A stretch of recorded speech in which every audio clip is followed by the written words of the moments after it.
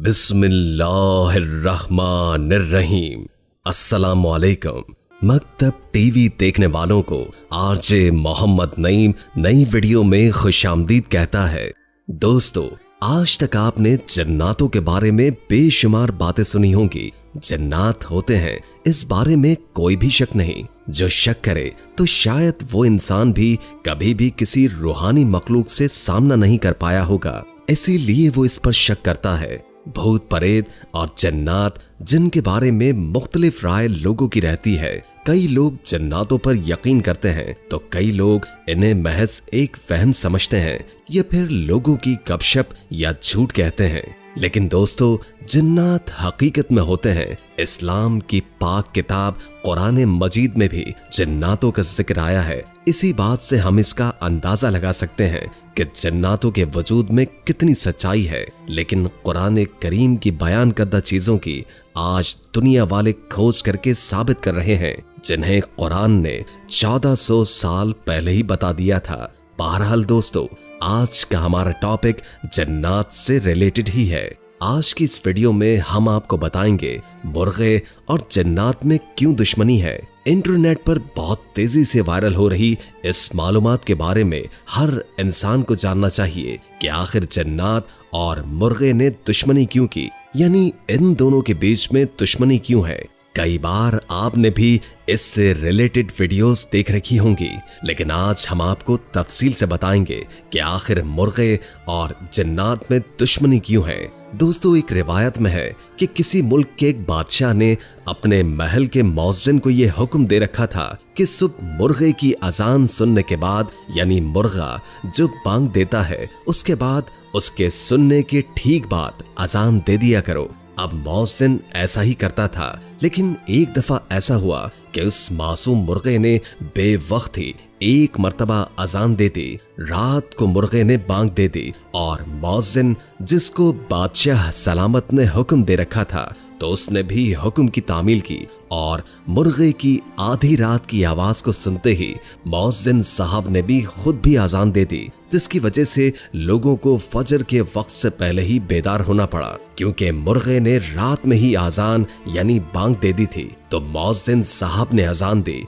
तो लोग जाग गए और इसी गलती की वजह से बादशाह ने मौज़िन को मौत की सजा दे दी। और जब ये खबर बादशाह की लाडली शहजादी तक पहुंची, जो कि बादशाह को बहुत अजीज थी, तो उसने बादशाह सलामत को एक खत लिखा और इस खत में ये लिखा कि इस सजा का हकदार तो मुर्गा है, आजान देने वाला सजा का हकदार कैसे हुआ। और दोस्तों, ये बात कई बार देखी गई है कि मुर्गा कई मर्तबा बेवक्त ही बांग यानी आजान दे देता है। तो फिर क्या हम इस पर भरोसा कर सकते हैं? तो आज की इस वीडियो में हम इस्लामिक पॉइंट ऑफ व्यू से और स्पेशली हुजूर अकरम सल्लल्लाहु अलैहि वसल्लम की हदीस मुबारका से जानने की कोशिश करेंगे कि मुर्गे के बांग देने यानी आजान देने में आखिर क्या क्या हिकमतें पोशीदा हैं।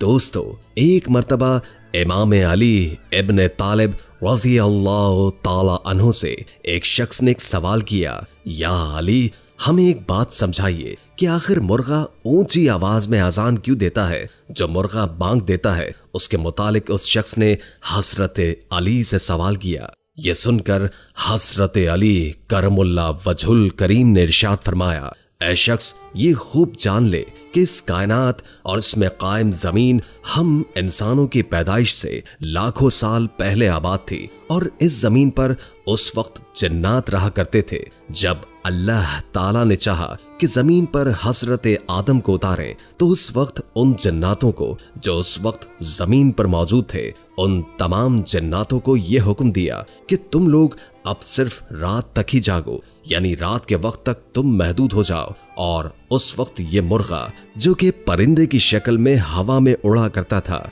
और उस मुर्गे के उड़ने की ताकत खत्म कर दी गई और उसकी आवाज को मजीद बुलंद कर दिया गया। और उस मुर्गे को ये जिम्मेदारी सौंपी गई थी कि ये रात को खत्म होने तक, यानी जब रात खत्म हो जाए और सुबह करीब आ जाए, सुबह के वक्त करीब होने पर बांग दे, यानी आजान देकर न सिर्फ अल्लाह ताला के बंदों को अल्लाह की इबादत के लिए बेदार करे, बल्कि इंसानों के साथ साथ ये बांग देकर, आजान देकर जिन्नातों को भी खबरदार कर दे कि सुबह हो चुकी है, यानी कि अब जिन्नातों का वक्त खत्म हो चुका है और इंसानों को भी फजर के लिए उठना है और अब ये तमाम जिन्नात पर्दे में चले जाएं। प्यारे दोस्तों, इसके बाद उस शख्स को जवाब देते हुए हजरत अली ने यह भी फरमाया कि ये अल्लाह ताला की वो मखलूक है कि जैसे अल्लाह ताला ने जन्नातों और फरिश्तों को देखने की सलाहियत से नवाजा है, यानी कि जो मुर्गा होता है वो जन्नातों और फरिश्तों को देख सकता है,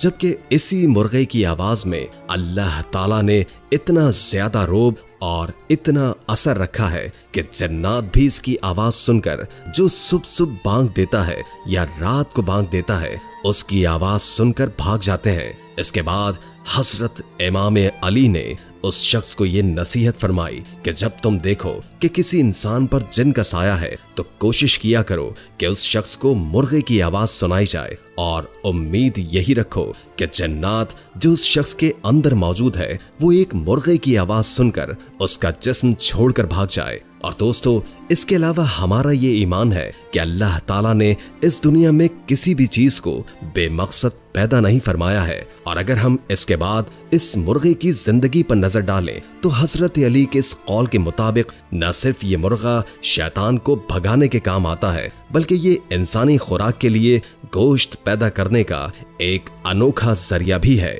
शायद यही वजह है कि बुजुर्गाने दीन ने भी इस नेक सिर्फ परिंदे को अपने घरों में पालने का हुक्म दिया है ताकि हम इस मुर्गे की मौजूदगी में जन्नात से महफूज रह सकें, बल्कि अल्लाह की मखलूक में इजाफे का भी सबब बन सकें। प्यारे दोस्तों, सिर्फ यही नहीं बल्कि हमारे प्यारे नबी हजरत मोहम्मद मुस्तफ़ा सल्लल्लाहु अलैहि वसल्लम की अहादीसे मुबारका भी मुर्गे की अहमियत को बयान करती है।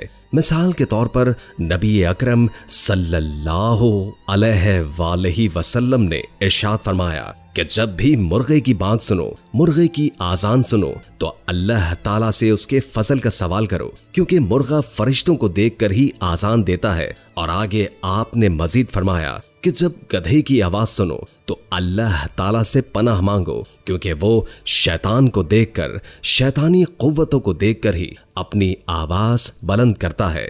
और एक और जगह इरशाद फरमाया, सबसे बुरी जो आवाज है वो है गधे की आवाज।